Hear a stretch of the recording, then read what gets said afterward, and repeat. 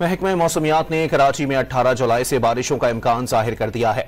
तर्जुमान महकमा मौसमियात अंजुम नज़ीर के मुताबिक हवा का कम दबाव मशरकी राजस्थान में मौजूद है, जिसके पेश नज़र कराची समेत सिंध के बेशतर शहरों में 18 से 20 जुलाई तक बारिशों का इम्कान है। देखें जी, कराची का ये यूजुअल वेदर है जो कि मानसून में होता है, जिसमें जो आसमान पर समंदरी बादल मौजूद होते हैं, समंदरी हवाएं भी चल रही होती हैं, ताहम नमी का तनासुब ज़्यादा होने की वजह से गर्मी ज़्यादा महसूस होती है। सुबह गए या रात गए के औकात में जो है वो हल्की बारिश या बूंदाबांदी हो जाती है। ताहम 18 तारीख की शाम या 19 और 20 को कराची में अच्छी बारिश के इम्कानात मौजूद हैं।